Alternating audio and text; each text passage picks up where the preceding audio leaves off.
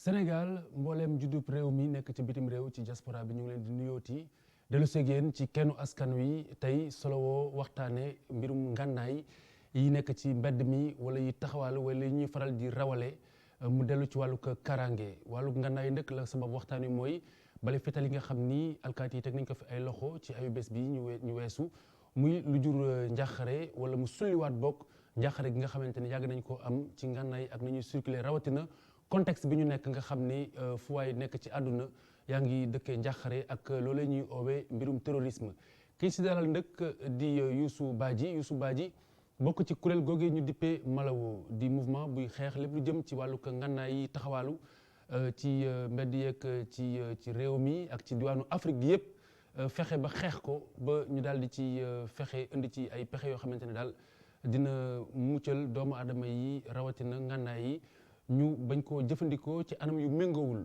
ñu dalal suñu gan nuyu ko laata ñuy taxaw ci li solob waxtaan wi door koo yaatal Youssou asalaamaaleykum. maaleykum salaam Khalifa.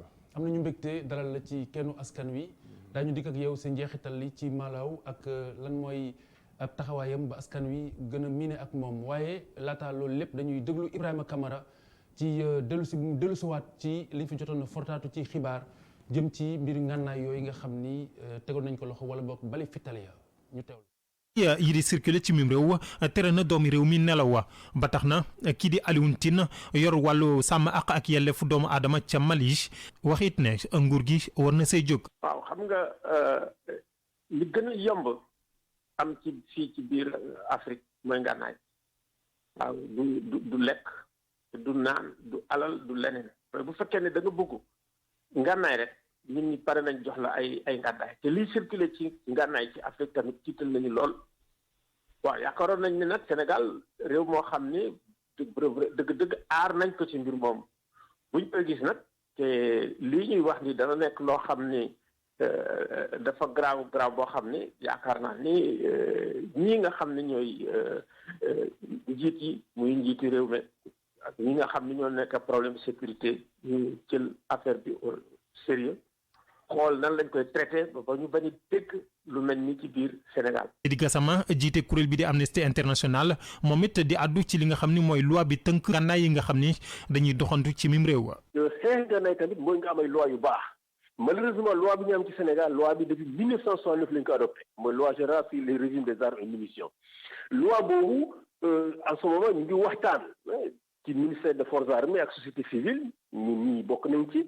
pour seet naka lañ koy améliorer loi yooyu adopté loi bu bees boo xam ne dafay méngoo ak charte yi Sénégal adopté ci mbirum CEDEAO ak Nations Unies je crois que suñu amee loi yu bees yooyu dina gën a jox ñu yore kaaraange réew mi ay jumtuwaay pour que ñu xeex ñi nga xam ne ñoom ñooy dugal ngànnaay yi ci biir Sénégal ak ñi nga xam ne ñoom ñoo ko jaay te tamit di ko jënd. askan wi am tiitaange lool ci ngànnaay yooyee di doxantu ci biir réew mi rax si dolli drogue bi ñuy lam-lame jamono ji yëpp bés bu ne ñu àddu ci loo xam ni xel mësu koo xalaat ne lu toll noonu ci wàllu sinébar dina dugg ci biir réew mi.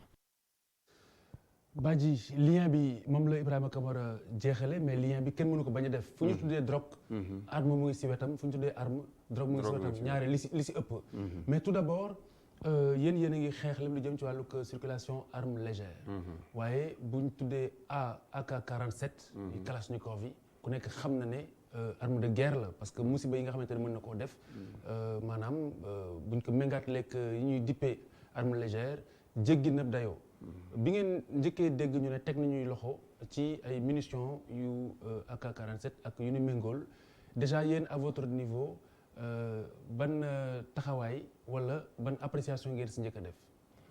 waaw am njaaxare la ñu am parce que façon yu arme yooyu tamit il faut que ma leeral la ni arme légère la. que ça soit ay kalash ak yooyu yëpp moo tax. en son temps Kofi Annan ne woon arme légère moo gën a garaaw arme lourde. parce que arme yooyu la nit ñi di gën a jëfandikoo ci ay guerre. ci ay conflit ki affaire yooyu. kon arme lourde yi mooy yan xeet lay gën a méngool. arme lourde yi mooy ay canon yoo xam ne mën nañ ko tirer dëkk ak dëkk. donc mais arme légère surtout mooy bépp arme boo xam ne benn nit. ak groupe de personnes wala nga teg ko ci ay fas nag ak yooyu facile à transporter donc dina yomb làq dina yomb circuler et nit ñi ñu ci bëre parce que dañu ne arme légère et de petit calibre nga xam ne diamètre bi ëppul 100 millimètres donc confusion bi ñaaree foofu lay amee. waaw dañuy gën a jàpp ne arme à point yi mooy arme légère yi. non arme légère surtout yi ngay wax ni le arme de guerre la waaw vraiment parce que day facile arme légère la mais arme de guerre waaw mais arme de guerre la c'est ça. surtout ça parce que lu muy def lu muy causer ci ay jafe-jafe ci àddina gi moo ëpp trop parce que arme lourde yi ci guerre rek lañ koy utiliser mais ba les conflits nga xam ne léegi xeex yi dafa wuteeg bu njëkk ba presque réew ak réew la mais léegi xeex yu bëre ci biir réew yi lay nekk conflit par exemple boo jëlee Casamance c'est entre sénégalais ñoom ñoo koy boo demee Mali c'est entre maliens boo demee au Soudan entre soudanais la donc et nit ñi léegi guerre yi dans tous les pays c'est des guerres yoo xam ne entre population yi la entre groupe ethnique yi problème mu richesse u réew mi wala problème politique mooy indi xeex yooyu donc te arme légère yi dafa yomb circuler ak moom munition dafa bokk ci arme légère moo tax bu ngay wax munition AK-44 yooyu il faut que ñu xam ni dañ ko boole ba ci mine dafa bokk ci arme légère donc moo tax ñu ne lu muy def ci ay tolof ci àddina gi moo ëpp fuuf yenn type d'arme yooyu alors le problème tey jii ay agence ay programme de recherche wane na ni plus de 875 millions d'armes ñu ngi circuler dans le monde te ci biir 875 millions yi mënuma ko wax ci wolofal gi mais 675 yi mu ngi ci loxo ay civil donc loolu moo tax 675 millions d'armes donc ci 800 donc plus de 80 ci àdduna bi mu ngi ci yu wër ci àddina gi mu ngi ci ay loxo civil léegi bu ñu dellu see ci Sénégal c'est étude yi ngeen def donc ci échelle du Sénégal parce que problème mu arme légère et de petit calibre c'est comme si nga laaj ma ñaata taxi clando nekk Dakar xam nga xam nañ ni lii taxi clando la mais études yi wanewul réellement mais ci bu ñu jëlee espace CEDEAO bi parce que bari c'est dans la clandestinité voilà lu ñuy nëbb la donc fu ñu koy jëlee fu muy jaar rek donc y a beaucoup d'intermédiaires ñoo xam ne dañu bokk ci trafic boobu te trafic bu lucratif la tey jii boo jëlee les grands pays là occidentaux ak les États-Unis boo leen jëlee 60% seen richesse seen PIB ci fabrication ak commerce d'armes la jóge ça veut dire quoi ça veut dire que bu ñu leen ne woon arrêté leen defar arme arrêté leen jaay arme dañuy pauvre nit ñi. te li ci ëpp Afrique lañ koy jaayee. lu ci ëpp nag foyer de tension yi parce que marchandise la. alors Badji boo déggee ñu ne par exemple Sénégal mu ngi gën a fàggu. ci wàllu armement. parce que ndëkk comme ni ñu koy faral di waxee qui veut la paix prépare la guerre. muy loo xamante ne nii lu légitime la. après à côté nga dégg ñu ne am na ay ngànnaay ñu sàcce ci bërëb boo xam ne makkaanu soldat la. en tant que mouvement de lutte contre la circulation des armes légères. lan moo ci seen gis-gis lan ngeen si préconiser parce que musiba gënul rëy nii. parce que pour ñun. dinañu jaaxal que armée sénégalaise ni ñu xamee nu mu organiser. yu demee nii di fa am. moo tax comme ñoom ñu ngi ci enquête bi. il nous sera difficile pour que ñu songu wax jooju waaye. bu demee ba tollu foofu quel que soit fu mu war a jógee en tout cas dafa sonné alerte parce que man personnellement je me suis dit armes yi bu dee Dakar la ñu jógee traverser Dakar dem ba Pire imaginez tey loolu buy éclater comme bombe lay doon quelque part au Sénégal parce que munition lu ku koy transporter dafa war a nekk un spécialiste mais ni ñu ko waxee c'est des civils ñooy ko jëlee d'un point naroon ko yóbbu vers le nord foofu le danger premier bi ne deuxième bi aussi dafa war a yee organisation de la société civile parce que mooy domaine boo xam ne c'est le moins soutenu financièrement parce que dafa laaj ay moyens de sensibilisation parce que au-delà de sécurité globale parce que lu ñu naan état moo yore sécurité nit ñi mais il y a tellement de problèmes dans ce cadre-là que état dafay soxla collaboration population civile yi ñu nag Malaw depuis 99 ñoo ngi soññ nit ñi lan nga jàpp ne moo tax ngeen wét ci combat bi parce que combat yu ni mel daanaka doo si dégg ñi ngay faral di dégg si yeneen questions yi ëpp enjeu wala moom enjeu politique doo si dégg sax lu si ëpp boo leen awul ñi nga xamante ni ñoom nee nañ ñooy taxawal askan wi. société civile lu ci ëpp. donc la nga yaakaar ni moo waral loolu ngeen. lu ko waral. parce que xëy na dafa nekk domaine boo xam ne du enrichir yenn structures yi mais je sais que très tôt lu demee ni Amnesty sur le plan mondial. moo njëkk def des études par rapport à ça. RADDHO liggéey nañ ci ak ñoom dans le cadre de la promotion de la convention. et que xëy na yeneen domaines yu ñu nekk aussi xëy na moo gën a tar ci ñoom. mais je sais que c'est des structures yoo xam ne dañ ci yëngatu. et en plus de cela aussi en Casamance par rapport ak domaine d'intervention yenn kuréel yu nekk Casamance. ci recherche de la paix je sais que dinañ ciy dugal mais sur le plan continental. de manière générale structure yu daan intervenir di jàppale ONG yu ci bëre dañuy am benn stratégie bu bees di liggéey ak état yi pour mieux en tout cas équiper leen. sur le plan opérationnel. mais même les états parce que ñun dinañuy faral di liggéey ak la commission nationale. nga xam ne moom moo yore tout ce qui est problème lié ci affaire armes légères yi. ñoom ubbeeku nañu par rapport ak société civile te dinañuy faral di collaborer. mais même ñoom sax ils sont conscients que sur le plan conscient nañu ni ci affaire jàppale ndimbal gi. xaw na des ndax. alors ñaari wàll xam nga c'est vrai que enquête bi door nañu ko. ñoom armée bëgguñu ci wax kenn bëggu ci wax parce que ñu ngi door enquête bi donc du lu ñuy dugg ci biir sa yax ba. mais li am solo mooy ñaar benn bi mooy loolu am na lu muy wane. bu ñu jëlee ay ngànnaay ci makkaanu soldat am na lu muy indiqué. loolu ban njàngat ngeen ci am beneen bi mooy yan solution ngeen di préconiser pour lu ñu méngool bañ a amati. waaw ce qui est sûr mooy ñun lu ñu gëm. parce que dinañuy liggéey ak yeneen réew yu nekk aux environs du Sénégal. pourquoi c'est aussi facile. non pour man ba tey daf ma jaaxal. parce que je sais que suñu armée nu ñuy dencee ay armes nu ñuy dencee seeni munitions ñu bëre ci Sénégal mënuñu la wax ci camp bii la ñuy dencee arme ki camp bii la ñuy dencee munitions. ça c'est sûr contrairement ak yenn réew yoo xam ne ñoo ngi ñu wër. léegi loolu lu muy wane. lu muy wane mooy que y a une alerte boo xam ne. il faut que même population civile yi war na am luñ ci def parce que il faut que mu am ay complicité par rapport à ça. mais l'ignorance aussi ignorance population yi par rapport à ça. ne serait-ce que transporteurs yi. parce que un engagement citoyen war nañu seetaat seen bopp par rapport.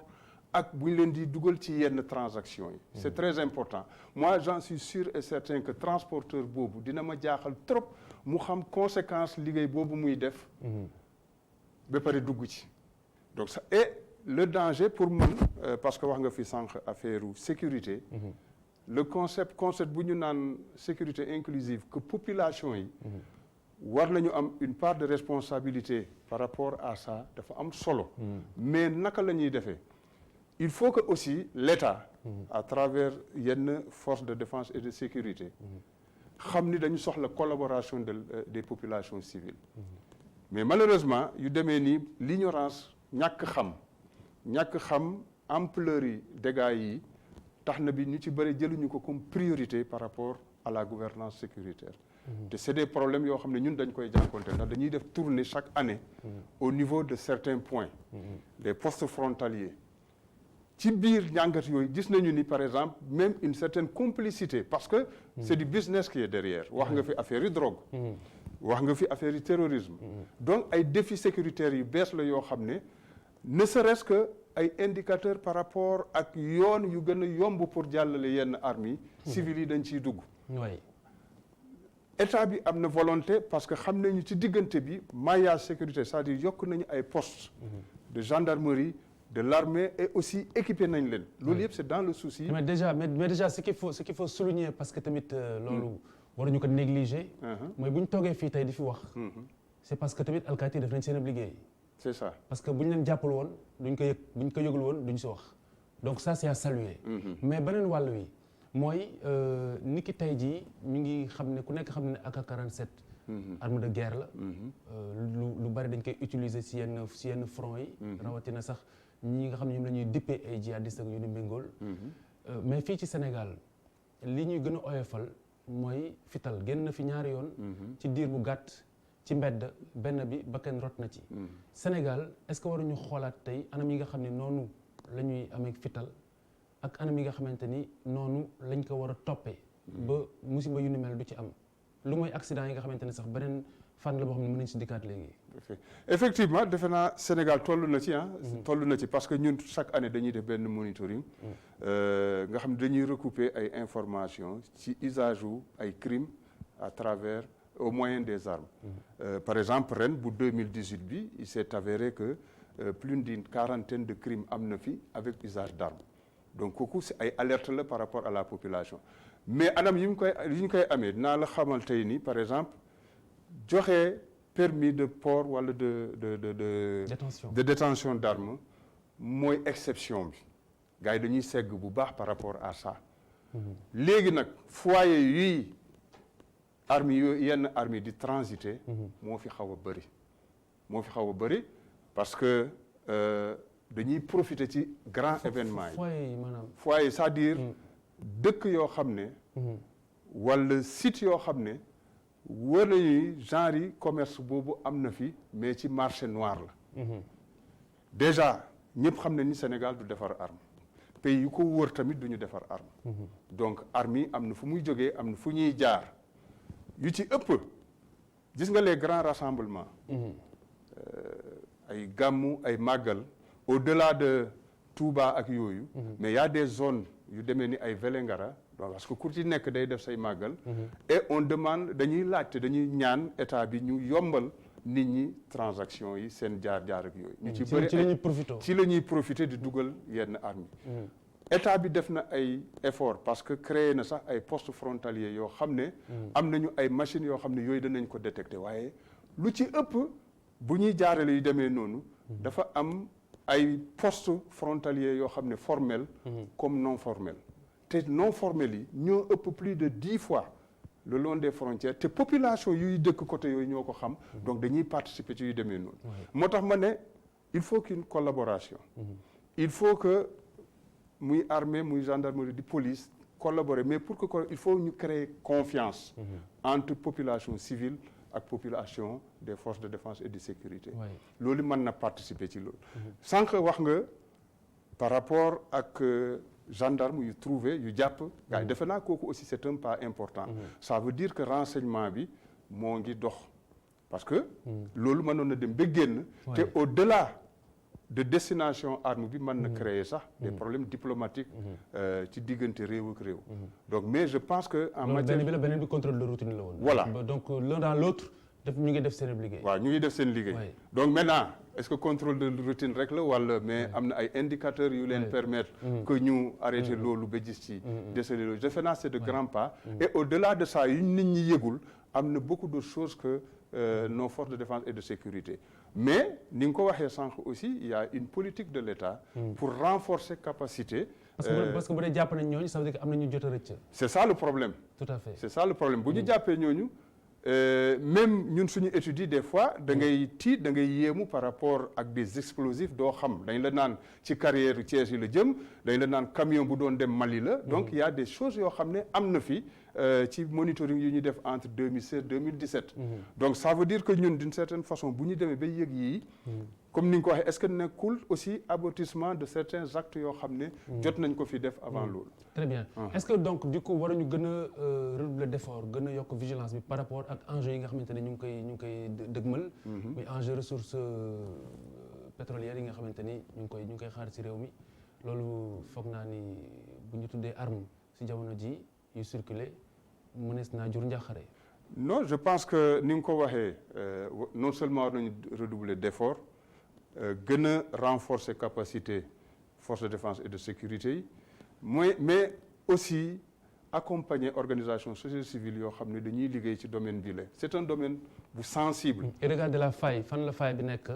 ci makkaan nga xamante ni fa lañ jëlee mbir mi. pour yu mel mën a am parce que sàcce ko ci camp militaire mënul am sans ay militaires. ah bon xëy na c'est sensible mais je sais que. lu demee noonu lu rare la war a doon ci camp militaire Sénégal. très bien donc léegi ça veut dire que. bu dee ça s'est avéré. y a des am na ci ay complicité. très bien beneen wàll bi mooy arme dëgg la am na charte yoo xamante ne yoon teg na ko ci mais am na ñoo xamante ne am nañ sañ-sañu jaay ko parce que am nañ si ndigalu yoon boobu tamit yan fay lañ si mën a relever yoo xamante ni mën na jur musiba wala mu jur yenn tolof-tolof yi ci biir askan bon fii par rapport ak armurerie ñuy jaay arme defe naa barewuñu sax ay armurerie la et dañuy liggéey en étroite collaboration avec l'armée et defe naa dañ ko jël en compte aussi dans le cadre de la convention de la CEDEAO parce que bu amuloon fa la danger bi di ne parce que am na ay réew yu ñu fi jege te ñoom amuñu yu demee noonu organisé wuñu noonu et donc sur le plan administratif sur le plan suivi ñooñu yàgg nañ fi te joxe nañ seen preuve qui fait que état day sukkandiku ci ñoom pour yenn transaction yi mais le problème aussi problème bu gën a tar mooy problème circulation illicite des armes c'est un problème parce que y a dans des luuma ci luuma yi day am ay transactions yoo xam ne de marché noir la te mu ngi commencé di bëri balaa ñu dugg si aspect boobu li ma bëgg a xam rek mooy armurerie yi nga wax léegi waaw ñooñu c'est légal mais du coup kan lañ mën a jaay ak seen condition lañ ko mën a jaay conditions yi daal pour wax ndax njaay mi si njaay mi rek lay yem parce que y a une enquête de moralité boo xam ne avant ngay dem di def sa commande ba ngay seet ban arme nga soxla il faut que nga jaar bu dee préfecture la wala préfecture sous préfecture wala gouvernance selon zone bu nga nekk te foofu ñooñu dañuy liggéey ak intérieur dinañu xalaat est-ce que xalifa mii tàngul bopp tàngaay joo xam ne kii ngànnaay nekkoon moom ci këram sax est-ce que les personnes les plus exposées newul waa kër est-ce que du mer rek génn ko voilà est-ce que du mer rek génn donc am na enquête moo tax ñu ne joxe bi mooy exception règle bi moom lu ci ëpp ci ay cas léegi nag day am moment yoo xam ne il faut que politiciens yi aussi yombalal liggéey bi administration parce que tey jii diggante 2016 2018 bu ñu seetee moment pré-électoral ci lay gën a bare ay commandes ay demandes d'armes parce que aussi day am sécurité privée bi donc et aussi day am ay gardes rapprochés par rapport à ça des gardes rapprochés yoo xam ne gars yi reconnaître comme reconnaître ñu leen donc foofu le problème bi ne parce que ku nekk day bëgg a def pression pour que mu am arme et loolu aussi parce que les armes là même boo ko suuloon tey dara du ci yàqu mën nga ko suul pendant 40 ans bés boo ko soxlaa da ngay ñëw fomp ak yooyu reprendre ko mu fonctionner et c'est ça le danger parce que ñooñu commandé armes yi bu ñu leen ko joxee après les élections dañ koy yorewaat di ko utiliser autrement donc yooyu yëpp c'est des dangers et la population sénégalaise dafa exposée parce que ni nga ko waxee avec les nouvelles richesses les nouveaux enjeux et défis sécuritaires man des fois je me demande parce que boo seetee drogue bi toogoo semaine te déggoo ñaari information ñett tout à fait dafa mel ni ñooñu dañu nekk di bëgg ñu banaliser cette information mais li mu bëgg a xam justement mooy est-ce que ñi di jaay te mu doon loo xamante ni c'est légal seen sañ-sañ mu ngi yem si jaay la jàpp seen njàmbur wala am nañu obligation xool ndax mën nga kaa utiliser est-ce que am nañu obligation xool noo koy utiliser une fois que yow muy jënd arme bi état bi à travers ministère intérieur joxe autorisation bi léegi nag port la ak kii c'est comme si nga jënd sa oto te amoo sa permis de conduire donc bu ñu la jàppee yaa moom oto bi mais bu ñu la jàppee te amoo permis kooku peine bi day daanu sa kaw c'est la même chose ci arme donc port et détention d'arme dafa wuute donc ñoom day lay conseiller sax lu ci bëri di la former day les former aussi à la maîtrise de soi-même ak yooyu yëpp nañ la ci former yow fooy yegg ak ñoom yaa koy déterminer donc defe naa ils sont assez conscients te yàgg nañ fi quand même yàgg nañ fi di liggéey ci yooyu déjà sax am na ci kenn koo xam ne moo yore sax fédération de tir très bien waaw tey jii boo ko woowoon formation da lay indi tout le matériel pour former pour conscientiser les gens ak yooyu des dangers liés au port très bien léegi si wàllu luuma yi donc la nga soroon junj sànq donc wàllu luuma yi nañ ci def attention je sais que boo xoolee luuma gu ne boo amee rek di nga gis aux alentours ay gendarmes ki affaire yooyu waaw donc yàgg na nag dans des zones surtout frontalières parce que am na ci activités yu bëri yoo xam ne fa lay jógee donc village yu wër yooyu bu amee ay luuma transaction yi fa lay jógee te dafa am code de langage à l'achat voilà donc ginaar ak i nenam dañ lay wax amoo ginaar ak i nenam donc kër sëriñ bi xamuñu ndax vocation bi wàññeeku na mais amoon na fii donc ganaar ak i nenam la donc mooy fetal beeg bal yi. très bien en tout cas Youssou Ndour daana wax ne fital mburóo ma ko gënal xam nga crée fital waaye fital mburóo ko gënal. moo ko loolu la. waaw jërëjëf léegi balaa ñu dem 1 minute moo ñu dese dama bëgg rek nga wax ñu tuuti ci Malawo parce que c'est vrai que mu ngi liggéey bu ràññeeku. mais liñ koy dégg ñaare taxu ko ni bari. effectivement waaw ci thématique bu ñu jël la. question de sécurité et d'armes légères. et yàlla dafa def dañu bokk ci ONG yu rare organisation de la sécurité yu rare yoo xam ne état bi day liggéey ak moom. mooy tax mais Malaw 99 la judd comme association 2003 reconnu comme ONG. suñu xeex mooy taxaw pour conscientiser population civile yi. que waruñ jëfandikoo arme. pour ne serait-ce que pour le respect de la vie. en Casamance projet bu ci gën a élaboré bu ñu ci gën a aboutir mooy dem nañu nekk organisation yu gën a rare en Afrique yu dem former sensibiliser ba population yoo xam ne dem amoon nañu ay armes ñu ñëw remettre ko donc remise volontaire boo xam ne def nañ ko ci. donc c'est des activités yu demee noonu. te yu ci bëre état bi aussi dañ koy accompagner à travers. am na borom kër yu am ay fital ci seen biir kër. parfois dina jur ay accident même ci njàngat mi. dañuy gis ne am nañ si ab cër bu yaatu. ci liy faatu. ci accident yu ni méngool. effectivement yan xeet la ak lan mooy matukaay yi. waaw matukaay bu gën a kii daal bu ñuy gën a conseillé mooy ñu bañ a am fetal ndax tey ji boo jëlee ñaari quartier. quartier bii ñëpp am nañu fetal. quartier bi lay amul fetal accident yi ci quartier bu am fetal lay ëppee. góor la da ngay gis ci li ma lay wax nii le am nañu temps bu ñu demee en Casamance. ay mag yu góor naan ñun dafa am benn moment jigéen sax la ñu woon ñu ne leen lu tax ñu ne parce que amatuñu ay ngànnaay. dañ ko jël ci ñun. donc nit ki day yaakaar ni dafa gën a fort bu arme nekkee wetam. accident ak sa jabar bu problème amee moom ngay jëli say doom surtout man nga sax di nettoyer say arme mu sauter. énormément d'accidents am na par rapport à ça.